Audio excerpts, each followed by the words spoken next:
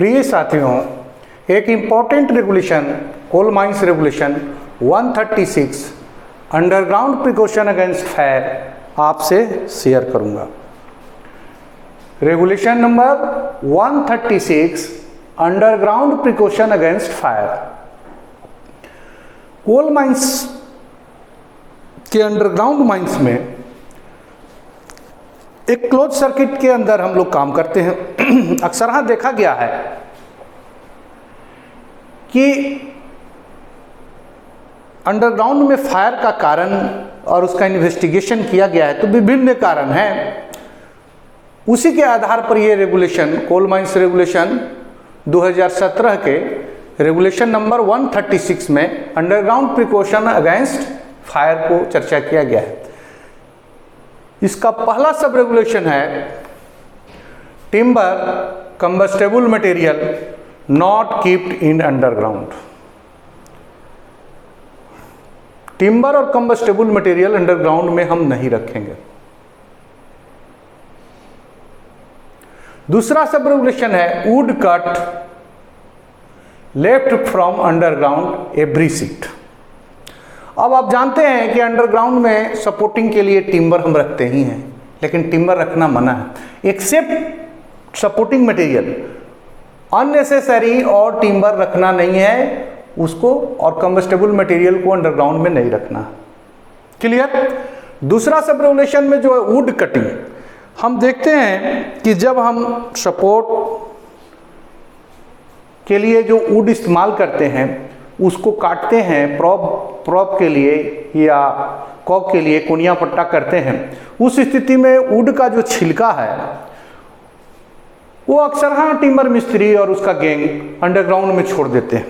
वो एक combustible material है और वो रेगुलेशन सब रेगुलेशन 2 में कहता है कि इसको left from underground every shift. जिस शिफ्ट में ये वुडन का कतरन छिलका ये सब हुआ, उसी शिफ्ट में इसको ऊपर उठा देना है, टब में डाल करके ऊपर उठा दीजिए। ये टिम्बर मिस्त्री का ड्यूटी है, टिम्बर सपोर्ट गैंग का ड्यूटी है।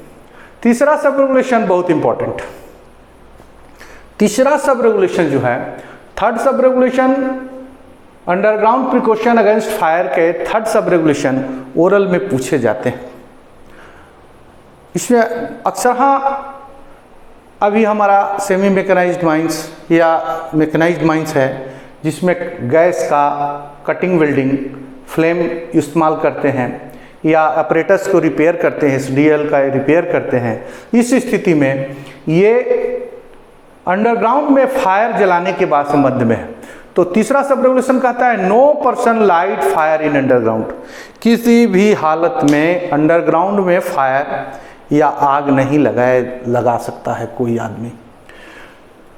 तो तीसरा regulation no person light fire in underground. Underground में आग नहीं लगा सकते हैं, कोई फायर नहीं, आग नहीं जला सकते हैं, प्रोवाइडेड दैट, बशर्ते कि फर्स्ट और सेकेंड डिग्री ऑफ माइंस में यदि फ्लेम और electric welding and repair of operators करना है तो ये परमिटेड बाय द मैनेजर होगा। मैनेजर उसको परमिट करेगा। फर्स्ट और सेकेंड में मैनेजर इसको परमिट कर सकता है लिखित रूप से, और उसमें इंस्ट्रक्शन रहेगा incharge of the operators left after the use. क्या लेफ्ट करेगा? जो ऑपरेटर्स है उस ऑपरेटर्स को खदान से उठा देगा, खदान में नहीं रखेगा। गैस वेल्डिंग हो, कटिंग हो, ये जो काम होगा तो ये ऑपरेटर्स जो है सिलेंडर उसको खदान से उठा देगा, और subject to such condition as ही में स्पेसिफाई, और मैनेजर उसमें लिखेगा और भी कंडीशन है, कब गैस चेक करेंगे, क्वेंचिंग करेंगे, ब्लैंकेटिंग करेंगे, स्टोन डस्ट रखेंगे, बालू रखेंगे, ये सब। ये मोटा मोटी ये समझिए कि फर्स्ट और सेकंड में मैनेजर का परमिशन का दरकार है, लिखित परमिशन का दरकार है, और उसमें ऑथराइज्ड करेगा।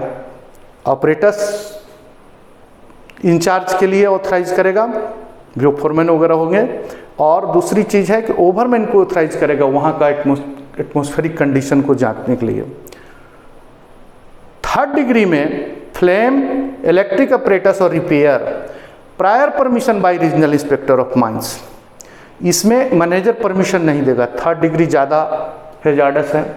तो इसमें फ्लेम और गैस कटिंग वेल्डिंग का यदि काम हो रहा है, चाहे रिपेयर ऑफ इक्विपमेंट हो रहा है, SDL हो, LSD हो, तो इस स्थिति में यदि हम गैस कटिंग वेल्डिंग हो रहा है, फ्लेम हम खदान के अंदर लगा रहे हैं, तो इसके पहले परमिशन हमको रीजनल इंस्पेक्टर ऑफ माइन से लेना पड़ेगा, और subject to such condition as ही में स्पेसिफाई, जैसा उस कंडीशन में निर्देशित रहेगा वैसा हम करेंगे। अब प्रश्न उठता है कि उस कंडीशन में क्या रहेगा, ये सर्कुलर में चर्चा है।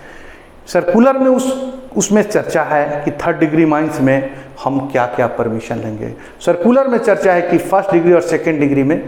तो ऑलवेज ओरल में पूछा जाता है कि गैसी माइंस में हम गैस कटिंग वेल्डिंग का काम करना है मैकेनाइजेशन में, तो उसका स्टैट्यूटरी ऑब्लिगेशन क्या है, संवैधानिक प्रक्रिया क्या है।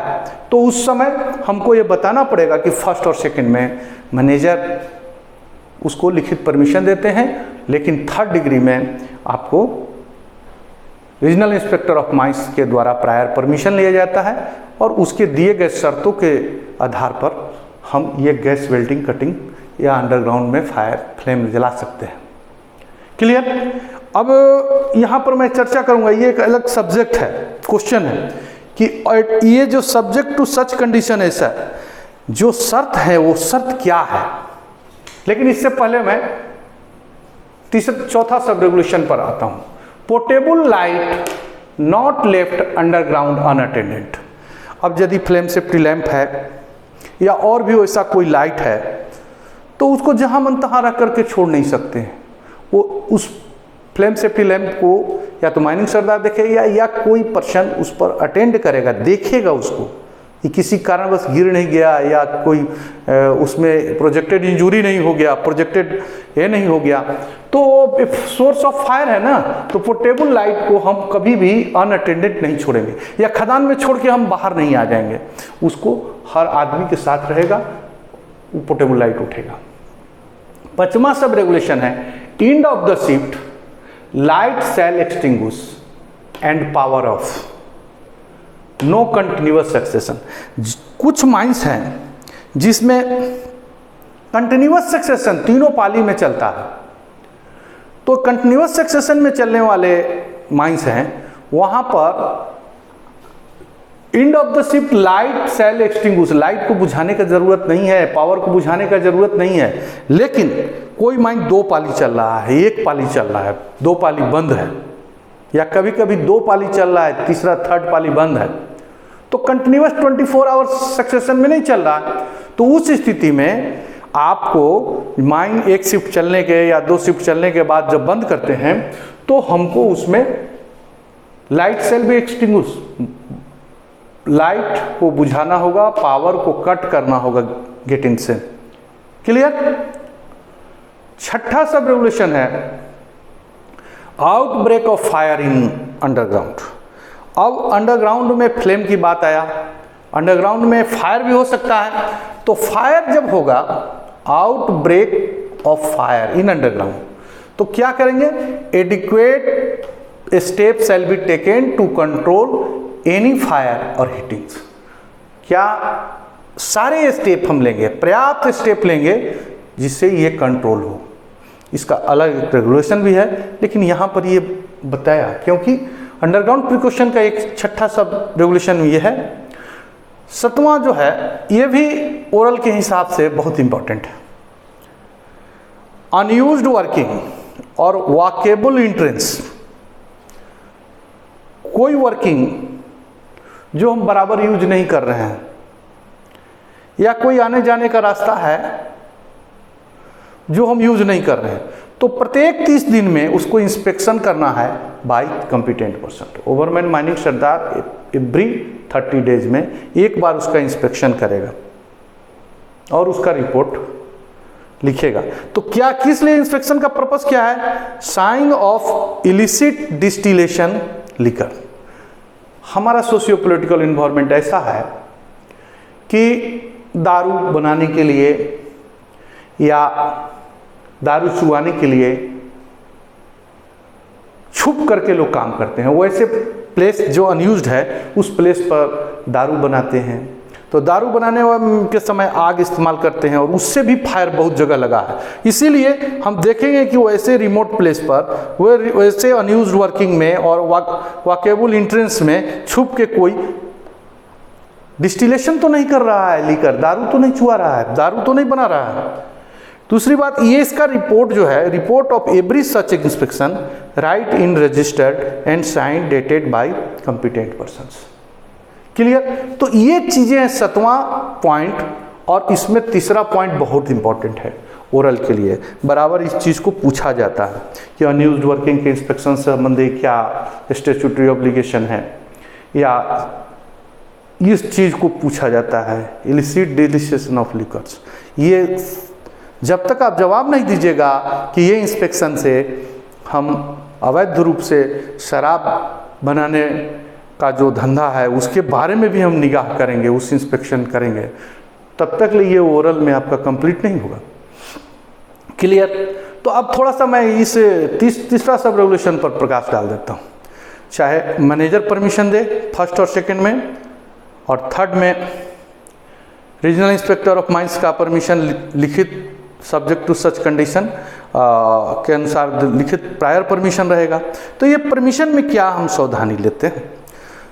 सबसे पहले जहाँ पर वर्किंग करना है, हमको फ्लेम जलाना है, गैस कटिंग वेल्डिंग करना है, जिस मशीन में काम करना है उस मशीन के लिए एक कॉम्पिटेंट अथॉरिटी जो मशीन ऑपरेटर्स को यूज़ करेगा, फोरमैन हो, उसको हम ऑथराइज करते हैं। उसकी जिम्मेवारी है कि वो अपने पाली में जा कर के गैस कटिंग वेल्डिंग करके रिपेयर करके उस मशीन को ऊपर उठा लेगा। मैनेजर भी वही करता है, रीजनल इंस्पेक्टर के शर्त में भी वही रहता है। तो वो पहला हुआ। दूसरा, उसमें सीनियर ओवरमैन, माइनिंग सरदार, सीनियर ओवरमैन अक्सर, हाँ, जो कॉम्पिटेंट पर्सन है उसको हम ऑथराइज करते हैं कि ये गैस कटिंग वेल्डिंग को आप देखिए। तो वहाँ पर अकॉर्डिंगली यदि फर्स्ट और सेकंड है तो 1 घंटा के अंदर, और थर्ड है तो हाफ एन आवर, आधा घंटा के अंदर मिथेनोमीटर से हम बराबर गैस चेक करेंगे। गैस यदि ज़्यादा है तो उसको हम काम को बंद कर देंगे। क्लियर? गैस कटिंग वेल्डिंग का काम बंद हो जाएगा, फ्लेम नहीं जलेगा। तो वो चेकिंग करना। फिर जहाँ पर हम गैस कटिंग वेल्डिंग कर रहे हैं, मशीन का रिपेयर कर रहे हैं, उसके नीचे को क्वेंचिंग करेंगे, पानी से बुझा देंगे, नीचे को बालू से बिछा देंगे, स्टोन डस्ट से बिछा देंगे, इनकम्बस्टेबल मटेरियल से उसको हम ढक देंगे। इसके बाद हम उसको करेंगे। बीच बीच में यदि फ्लेम गिर रहा है कटिंग वेल्डिंग के चलते तो उसको बुझाएंगे, उसको ऑब्जर्व करेंगे। सबसे लास्ट में जब हम जाने लगेंगे तो दूसरे पाली को हम इन्फॉर्म करेंगे कि इस जगह पर कटिंग वेल्डिंग होगा। उनका कर्तव्य है कि वो जा कर के दूसरे पाली में उस जगह को इंस्पेक्शन करेंगे कि वहाँ कोई इंडिकेशन ऑफ फायर, स्मोक या किसी तरह का इंडिकेशन तो नहीं है हीटिंग का। ये सावधानियाँ ये सर्कुलर वगैरह में या परमिशन जो दिया जाएगा रीजनल इंस्पेक्टर ऑफ माइंस में, उसमें, या मैनेजर जो लिख के परमिशन देंगे उसमें ये मेंशन रहेगा। धन्यवाद।